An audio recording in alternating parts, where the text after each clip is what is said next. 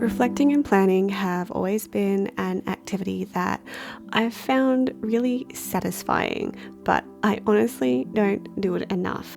I quite often need a kick up the bum to actually plan and do the thing that I should do. This year, to help me figure out the art practices I want to take into 2026 with me, I turned to my friend Evie from Evie Draws. This video is a collaboration, so both of us have come up with 6 art practices that we want to take with us until 2026. Welcome to my little corner of the internet where I like to keep you company in your art practice and chat your ear off about whatever the heck I'm up to. I'll link Evie's video in the description and also on the screen here for you. Without further ado, I will stop yapping and get into the video.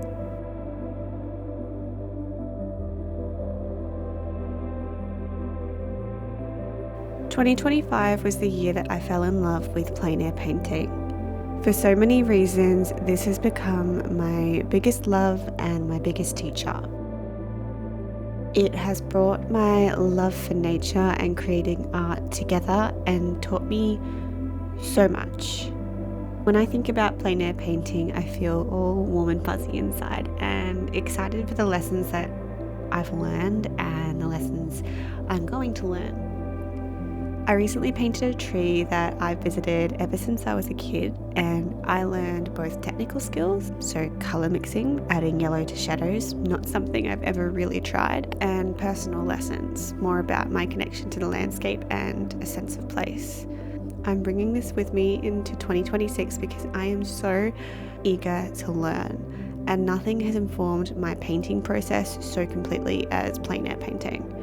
I find myself wanting to lean more on this than reference photos, which still surprises me if I'm being completely honest.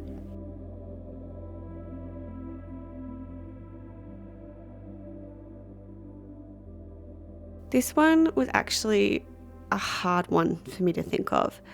I couldn't see myself trying anything new, so I thought about how I wanted to feel, and the word that came to mind was immersed.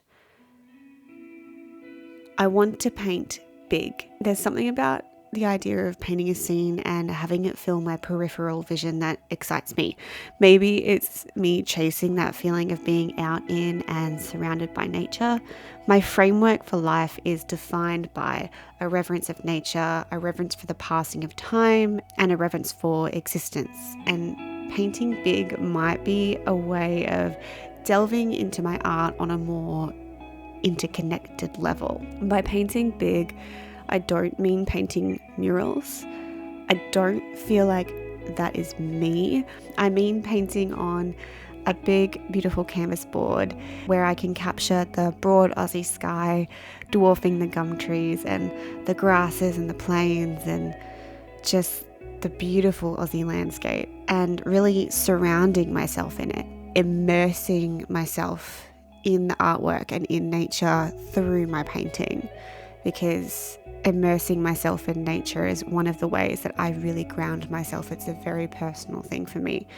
The idea of being able to capture that feeling in a painting in a studio sounds really good to me.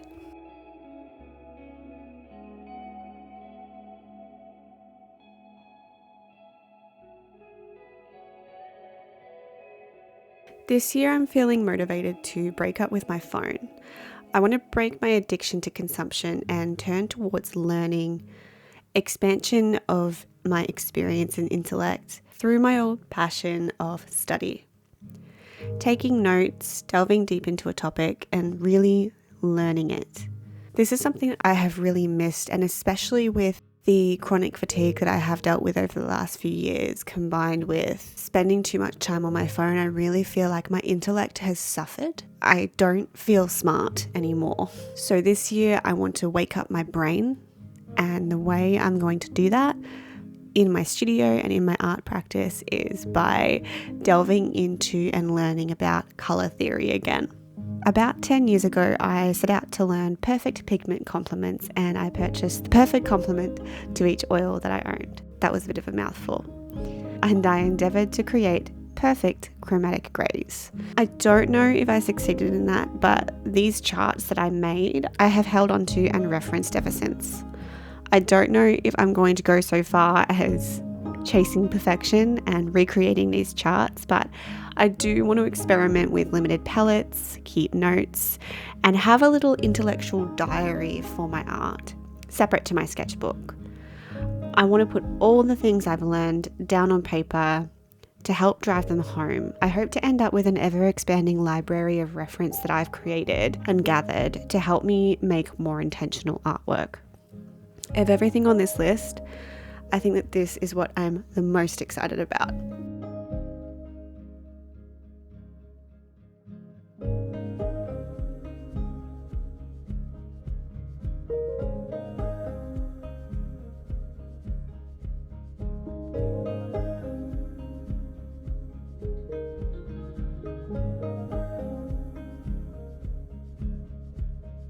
This one's really personal and quite different to my usual work.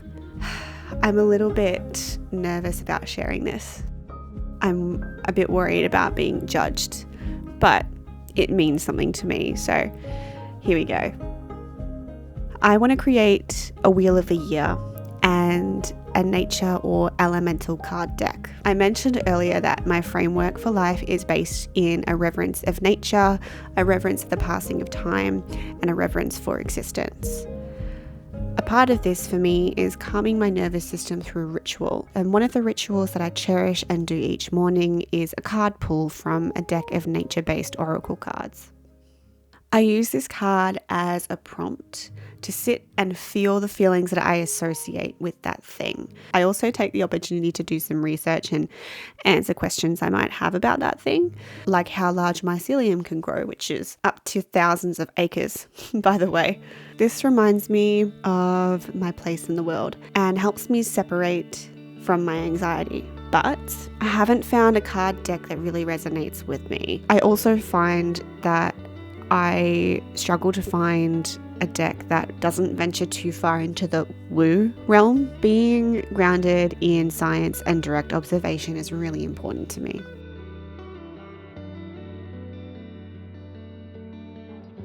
I've not always been great at planning projects before diving in. I feel like over the last year I've refined my skill in capturing light and depicting atmosphere, but I'm tired of every painting feeling like somewhat of an accident. I spend every piece searching for the piece, and I feel like this has become a limitation, especially now that I have the need to supply galleries with work on a regular basis. I'm now really seeing the need for pre-planning, mainly in figuring out my composition and ironing out the problems before I start a piece. I don't necessarily want to stop diving into pieces head first because I do find joy in that, but I need to find a balance. My study of colour theory will help me with my planning, but I need to improve my compositions. It's really holding me back. I'm tired of fighting what feels like a battle with every piece.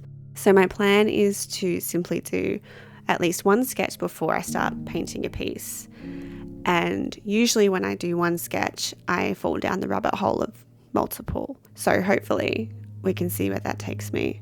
There's a quote from Rhythm of War by Brandon Sanderson that goes, "The best way to encourage discoveries is usually to cultivate the proper environment and attitude." I feel like this captures the limitation that I set for myself by not cultivating the environment for a successful piece. To give it its best chance of success, I need to do the work.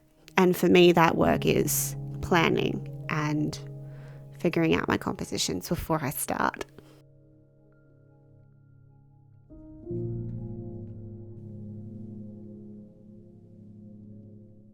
I have a dream of living near the mountains on a block of land with gum trees and border collies, and making the switch from most of my time spent at my part-time job and less of my time painting to the inverse. I want to spend all my time painting. I haven't really shared this on here before because I'm very careful about not advocating for becoming an artist full-time. I think every journey is different. Not everyone thrives as a full-time artist. I have tried it before and I burnt out. I don't think it's necessary to strive to earn all your money from your art.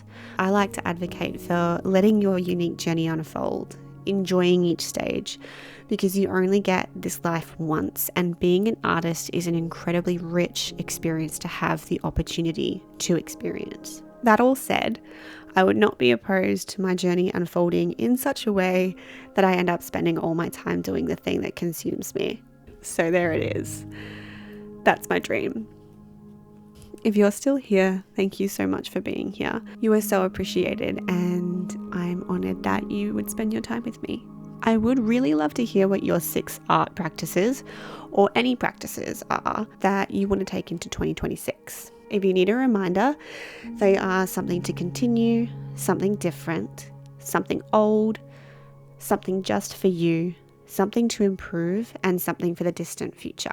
I'm also really excited to hear what Evie has to say about each of these topics, so I'm going to go watch her video now. Maybe you should join me. I'll see you guys next time.